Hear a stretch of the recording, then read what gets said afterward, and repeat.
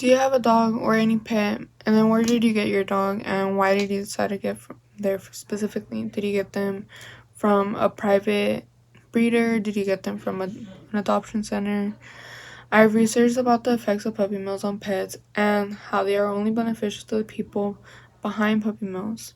I have a dog as well, and I got her from a shelter. I am passionate about dogs and the way they are treated, so I researched about puppy mills and no-kill shelters. To start off, do you know what puppy mills are? Puppy mills are considered large-scale commercial dog breeding enterprises. Instead of focusing on the treatment that the dogs that they breed, they focus mostly on the profits. The conditions that these dogs are being raised in or being kept in for like the short amount of time that they are there for are really dirty. They don't have any time to socialize within like the other dogs that there are there.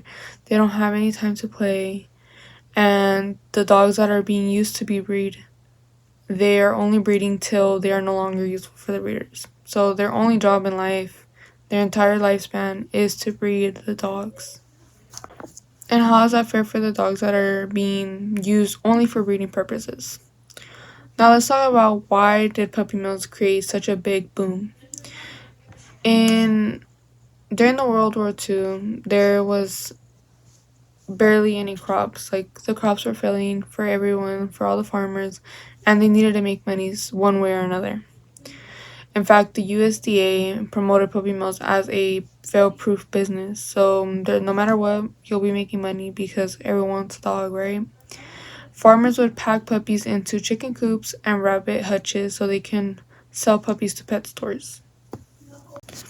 And if many people know about puppy mills and the different things that go on behind them, why are they still happening?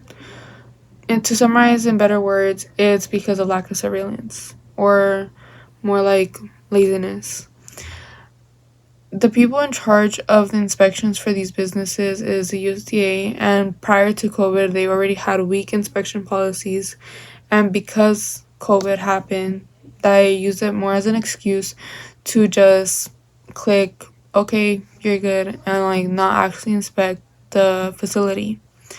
So, because of this, now the only policies that are required for these inspections are virtual inspections and an application in order to say that you're good to go for that you passed the inspection, which does not actually show the conditions of any facility that is being checked. I want to share a spotlight on three dogs from a specific shelter. It's AZ Humane Society, which is where I got my dog. And I know there's many other shelters in Arizona, but this is the one I'm most familiar with.